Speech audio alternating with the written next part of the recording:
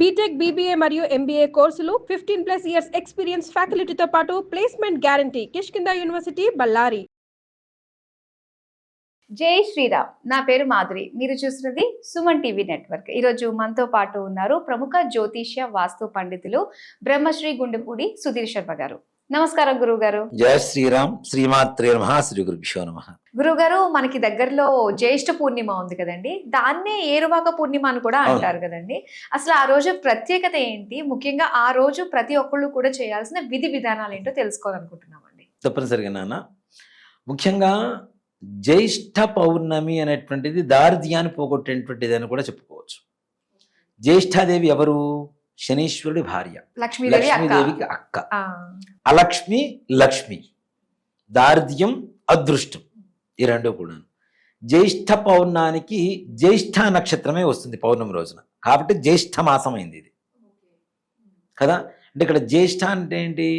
లక్ష్మీదేవి కంటే పెద్దది కాబట్టి జ్యేష్ఠ, పెద్దది అని చెప్పి అర్థం కూడా వస్తుంది. అంటే ఇది మనకి మాసాల్లో కల్లా కూడా పెద్ద మాసం, పెద్ద మాసంగా చెప్పుకోవచ్చు జ్యేష్ఠ మాసాన్ని. ఇక్కడ మనం చాలా మంది కూడా మనం జ్యేష్ఠ మాసం, చైత్ర మాసం ఇట్లా చెప్పి పిలుస్తుంటాం కదా నాన్న. తమిళనాడు వైపు వెళ్తే నక్షత్ర వాళ్ళు రాసుల ప్రకారం చెప్తారు మాసాన్ని. మీనమాసం, వృషభ మాసం, మేషమాసం అని చెప్పి మా రాసులతో పోల్చుకుంటుంటారు వాళ్ళు. ఓకే. వాళ్ళు అలా జ్యేష్ఠ పౌర్ణమి రోజున, జ్యేష్ఠ నక్షత్రం వచ్చిన పౌర్ణమి రోజున మన ఇంట్లో ఉండేటువంటి అలక్ష్మి వెళ్ళిపోయి లక్ష్మీదేవి పరిపూర్ణమైనటువంటి అనుగ్రహం కలగడానికి కొన్ని రకాలైనటువంటి పరిహారాలు ఉంటాయి. చాలా సింపుల్గా ఉండేటువంటి పరిహారాలు. ఆ విధంగా వెళ్ళిపోతే నాన్న, ముఖ్యంగా మనం జ్యేష్ఠ పౌర్ణమి రోజున సాయం సంధ్యా సమయంలో ఇంటి మన ముఖద్వారం ఉంటుంది కదా, సింహద్వారం, సింహద్వారం ముందు చక్కగా ఆవు పేడ తీసుకొచ్చి శుభ్రంగా రౌండ్గా అలకండి. అలికి దాని మీద వరిపిండి, పసుపు, కుంకుమ ముగ్గులు పెట్టండి. అలాగే గడపకు కూడా శుభ్రంగా, అందులో ఈసారి శుక్రవారం కూడా కలిసి వచ్చింది నాన్న పౌర్ణమి, చక్కగా గడప మొత్తం శుభ్రంగా కడిగి పసుపు కుంకాలు పెట్టుకోండి. పెట్టుకున్న తర్వాత ఒక మట్టి ప్రమిద, 2 ప్రమిదలు తీసుకొచ్చి కాస్త పెద్దది తెచ్చుకొని ఆవు నెయ్యి దాంట్లో వేసి దీపారాధన వెలిగించండి. 2 ఒత్తులు వచ్చేట్టుగా వెలిగించండి. తూర్పు నుంచి మనం పడమర ముఖంగా మనం కూర్చుంటాం. ఆ దీపాలేమో ఇంటి వైపుకు తిరిగి ఉంటాయి, లోపలికి తిరిగి ఉంటాయి. అలా పెట్టి దాంట్లో ఈ దీపం మీద దీపలక్ష్మి పూజ అని ఒకటి ఉంటుంది నాన్న. దీపలక్ష్మి పూజ ఈ జ్యేష్ఠ పౌర్ణమి శుక్రవారం రోజున కలిసి వచ్చిన రోజున ఎవరైతే దీపంలో లక్ష్మీదేవిని ఆవాహన చేసి ఎర్ర అక్షతలు, ఎర్రటి పుష్పాలతో అష్టోత్తరం పూజ చేసి పాయసం నివేదన ఎవరైతే పెడతారో ఆ ఇంట్లోంచి అలక్ష్మి వెళ్ళిపోయి లక్ష్మీదేవి ఇంట్లోకి వస్తుందని శాస్త్రం. దారిద్ర్య దేవత వెళ్ళిపోతుంది, లక్ష్మీదేవి లోపలికి వచ్చేస్తుంది గ్యారంటీ. ఆ దీపం మనం ఎంతసేపు ఉంటే అంతసేపు ఉండనే ఉంటుంది. దానికి చిన్న ప్రొటెక్షన్ ఇస్తే సరిపోతుంది. గ్లాసులు అవి అమ్ముతుంటారు మనకి బయట, అవి పెట్టేసి చక్కగా దీపారాధన పూజ చేయండి. పాయసం ఆవు పాలతో వండినటువంటి పాయసం, మళ్ళీ మామూలు పాలు, ప్యాకెట్ పాలు ఇవి కాకుండా ఆవు పాలు తెచ్చుకొని పాయసం వండండి. తప్పనిసరిగా నివేదన పెట్టి సంధ్యా సమయం తర్వాత 6:30 గంటల దగ్గర నుంచి ఈ పూజ చేసి తప్పనిసరిగా ఇంట్లో ధూపం వేయండి. మీ ఇంట్లో ఎంత ప్రశాంతమైనటువంటి నిద్ర పడుతుందో, లక్ష్మీదేవి ఇంట్లోకి వస్తున్న సంగతి కూడా మనకి, అంటే ఇక్కడ చాలామంది చెప్తున్నాను నాన్న, కొన్ని విధానాలు, కొన్ని మంత్ర ఉపాసనలు ఇవన్నీ చెప్తున్నప్పుడు నాకు తెలిసిన ఒక భక్తురాలు ఉంది, వారాహి అమ్మవారి ఉపదేశం తీసుకుంది అమ్మాయి. నిన్న కూడా ఫోన్ చేసింది అమ్మాయి. అమ్మాయికి ఏంటంటే అమ్మవారు ఇంట్లోకి వస్తున్న సంగతి అర్థమైపోతుంటుంది. గజ్జల శబ్దం పడుకున్నప్పుడు శబ్దం గల్ గల్ గల్ గల్ అని లోపలికి వస్తుంటుందిట. ఈమె చుట్టూ తిరుగుతూ ఉంటుందిట. ఇప్పుడు ఈ మధ్యకాలంలో మీరు వీడియోస్ చూశారో లేదో, అమ్మవారి దగ్గర ఒక పువ్వు పెట్టేసి, అమ్మా నన్ను అనుగ్రహించమ్మా, నన్ను చూడమ్మా, మా తల్లి కాదు, మా బంగారు తల్లి కాదు, కొన్ని వీడియోస్ వస్తాయి. ఆవిడ సంగతి నేను చెప్పాను. ఆవిడ అదే అంటుంది, అసలు మా హస్బెండ్ నాతో కూర్చొని పూజ చేసుకుంటాడు అన్నది ఒక కళ అనుకున్నారు గురువు గారు. అలాంటిది నేను కుదరకపోతే తన ఎక్కడైనా కూర్చొని పూజ చేసుకునే పరిస్థితికి వచ్చేసారు మా వారని చెబుతుంది అమ్మాయి. వారాహి నవరాత్రి లాస్ట్ ఇయర్ నన్ను మొదలుపెట్టింది అమ్మాయి పూజ. మొట్టమొదటి రోజున అమ్మాయి అనుకున్న సంకల్పం ఏంటంటే, మా ఆయన ఒక్కరోజు నాతో కూర్చొని పూజ చేసుకుంటే చాలు అనుకొని నమస్కారం చేసుకొని ప్రారంభించిందిట. నవరాత్రిలో చివరి రోజున ఇద్దరు కలిసి కూర్చొని పూజ చేసుకుంటాం. ఎంత తొందరగా చూపించేసింది చూడండి. అలాంటిది మొన్న మధ్య నాకు అమ్మాయికి ఏ కళ వచ్చినా నాకు ఫోన్ చేస్తూ ఉంటుంది. రాణి అమ్మాయి పేరు. ఫోన్ చేస్తూ ఉంటుంది, గురువుగారు నాకు ఇట్లా కళ వచ్చింది గురుగారు, ఇలా కళ వచ్చింది అని చెప్పి. నిన్న ఫోన్ చేసింది, ఏమైంది నాన్న అంటే, లేదు గురువుగారు, అమ్మవారు లోపలికి వస్తున్న గజ్జల శబ్దం రోజు వినపడుతుంది. శుక్రవారం సాయంత్రం కనుక పూజ చేస్తే ఆ శబ్దం కూడా నేను వినలేనంత, అంటే ఒక 100 మంది కనుక కలిసి వస్తే గజ్జల శబ్దం ఎలా ఉంటుందో అలా చుట్టూ గల్ గల్ గల్ గల్ అని రాత్రంతా ఇదే శబ్దంతో ఉంటున్నాను. అది విన్నప్పుడు నాకు తెలియనటువంటి నా ఒళ్ళంతా కూడా ఈ గూస్ బంప్స్ వచ్చేస్తున్నాయి, గరుపాటుతనం వచ్చేస్తుంది, నాకు ఒక తెలియని ఆనందంలో ఉండిపోతున్నాను. అమ్మవారు అనుగ్రహించింది నాన్న మిమ్మల్ని, అంతకుమించి ఇంకేం కావాలి. అంటే లక్ష్మీదేవి అనుగ్రహం, వారాహి అంటే లక్ష్మీనే కదా నాన్న. లక్ష్మీదేవి అనుగ్రహం మనం మనస్ఫూర్తిగా ఎంత శ్రద్ధగా అయితే చేస్తున్నామో, ఆమె నిజంగా నిరుపేద నాన్న, పెద్దగా డబ్బులు లేవు ఆమెకి. కానీ ఆమె ఒకటే మాట చెబుతుంది, ప్రశాంతంగానే ఉండగారు గారు, చాలా ప్రశాంతత ఉన్నా, అమ్మని నమ్ముకున్నప్పటి నుంచి అమ్మ నాతో తోడుంది, నాకు అది అర్థమైపోతుంది. నన్ను అప్పుడప్పుడు ఆవిడ స్పర్శ కూడా నాకు తెలిసేంత క్లోజ్ అయిపోయారు అమ్మవారితో అని చెప్తుంది. ఎంత అదృష్టం అసలు కదా. ఇక్కడ అలాంటి లక్ష్మీదేవి అనుగ్రహం మనకి రావాలి అంటే మనకి ఈ రోజున కనుక ఈ విధంగా చేస్తే, ధూపం కనుక ఇంట్లో వేస్తే తప్పనిసరిగా అమ్మవారి ఆగమనం మనకు అర్థమవుతూనే ఉంటుంది, మనకు సెన్స్కి తెలుస్తూనే ఉంటుంది. తప్పనిసరిగా తెల్లవారేసరికి మీకు లక్ష్మీదేవి మీ ఇంట్లోకి ప్రవేశించింది అని చెప్పడం ఏమాత్రం కూడా సందేహం లేకుండా మీరే అనుభవిస్తారు, స్వానుభవంగా తెలుసుకోగలుగుతారు. అలాంటి జ్యేష్ఠ పౌర్ణమి. అలాగే ఏరువాక పౌర్ణమి. నిజంగా ప్రపంచంలో ప్రతి ఒక్కళ్ళు వాటి రోజున 4 వేళ్ళు నోట్లోకి పోతున్నాయి. మనం ఎన్ని కోట్లు సంపాదించినా, ఎంత బంగారం సంపాదించినా అది తినలేం. ధాన్యం లేకుండా మనం ఏమీ చేయలేం, అవునా?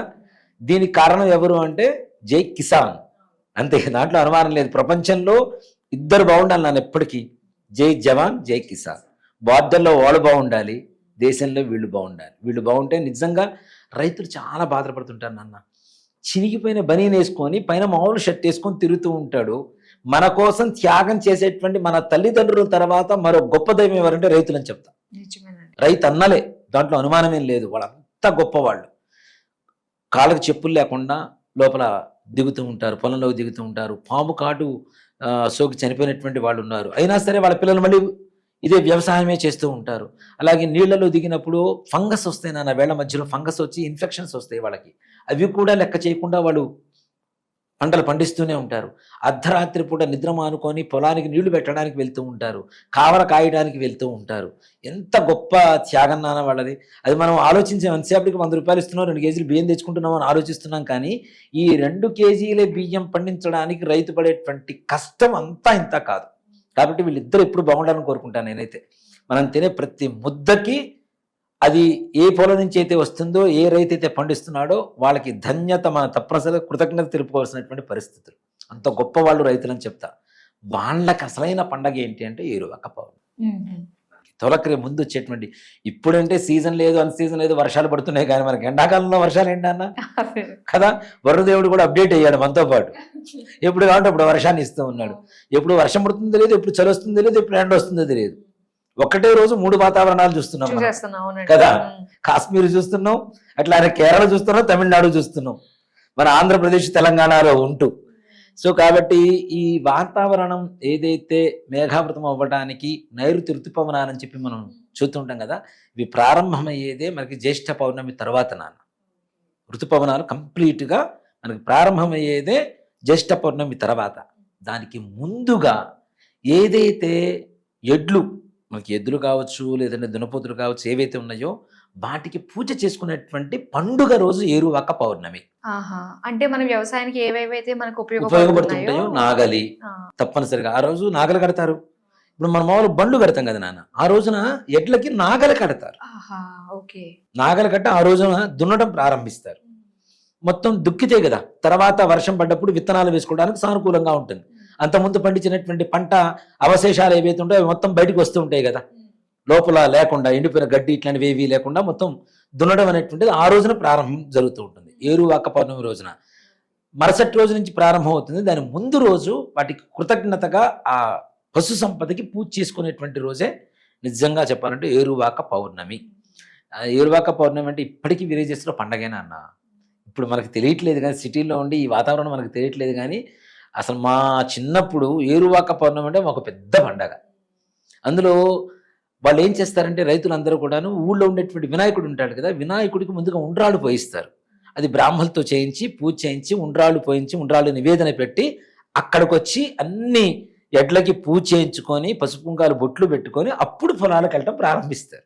ఓకే, అలా ఉంటుంది ప్రాసెస్. అంత బాగుండేది. చెప్తుంటే మా చిన్నప్పుడు జరిగిన ఇప్పటికి నా కళ్ళ ముందు కనబడుతున్నాయి. ఇప్పుడన్నా అలానే ఉంటుందా గురువు గారు? ఇప్పటికి కూడా మా ఊళ్ళో అదే ఉంది నాన్న. నేను అంటే మా బ్రదర్ వాళ్ళు అక్కడే ఉంటారు, మా పెదనాన్నగారి పిల్లలు వాళ్ళు ఉంటారు. నేను అదే అడిగాను, నేను ఇంకా చేస్తున్నారా అన్నయ్య అంటే, అయ్యో అది ఎట్లా పోతుందిరా, అది చేస్తూనే ఉన్నాను. మరి ఊరంతకాలం రైతులు ఉంటారు, రైతులు ఉన్నంతకాలం తప్పనిసరి జరుగుతూనే ఉంటుంది. పూర్వకాలం మా తాతలు కూడా రైతులే నాన్న. దాదాపు 300 ఎకరాల పొలం ఇచ్చేసేవాళ్ళు, సాగు చేసేవాళ్ళ మా తాతగారి వాళ్ళు. సో కాబట్టి ఏరువాక పౌర్ణమి అనేటువంటిది పశు సంపదకి మనం సంస్కరించుకునేటువంటి రోజు, పూజ చేసుకునేటువంటి రోజు. కాబట్టి నిజంగా ఇప్పటికైనా ఊళ్ళకు ఒక్కసారి పల్లెటూరుకు వెళ్ళిరండి. సంక్రాంతి ఇవన్నీ చేస్తున్నారు నాన్న. సంక్రాంతి కంటే కూడాను మనకి అన్నం పెట్టేటువంటి రైతుకు పండగ. సంక్రాంతి ఏంటి, ధాన్యం ఇంటికి వచ్చేటువంటి సమయం. ఇదేమో ధాన్యం మొరకెత్తడానికి ప్రారంభమైనటువంటి ప్రధానమైనటువంటి సమయం ఇది. కాబట్టి 2 పండుగలే కదా వాళ్ళకి. ఇంటికి వచ్చినందుకు ఆనందం, అది పండించడానికి కావలసిన మొట్టమొదటి రోజు ఏదైతే పూజ ఉంటుందో అది చేసుకునేటువంటి రోజు ఏరువాక పౌర్ణమి అంటాం. కాబట్టి అసలు పూర్వకాలంలో మంచి పాట కూడా ఉంది, ఏరువాక సాగారు అనే పాట కూడా ఉంటుంది. ఓల్డ్ ఈ పండగ వచ్చినప్పుడల్లా మా ఇంట్లో మా ఊళ్ళో మైకులు పెట్టి ఆ పాట పెట్టేవాడు. బాగా బూస్టప్ అనమాట, మంచిది ఉండేది. సో కాబట్టి రైతులు పూజ చేసుకునేటువంటి రోజు. అలాగే మనం కూడా విలేజెస్కి వెళ్ళి మనకి ఏదైనా పొలాలు ఉంటే తప్పనిసరిగా మన పొలంలో ఆ లక్ష్మీదేవిని, మనకి ధాన్యం ఏదైతే ఉందో అది మంచి సంపద రావాలి అంటే తప్పనిసరిగా భూమికి పూజ చేసుకోవాల్సినటువంటి మంచి రోజు ఏరువాక పౌర్ణమి. చాలా సంతోషం గురుగారు. జ్యేష్ఠ పౌర్ణమికి సంబంధించి, ఏరువాక పౌర్ణమికి సంబంధించి మంచి విషయాలు తెలియజేసినందుకు ధన్యవాదాలు. శ్రీమాత్రే నమః. శ్రీ గురుభ్యో నమః.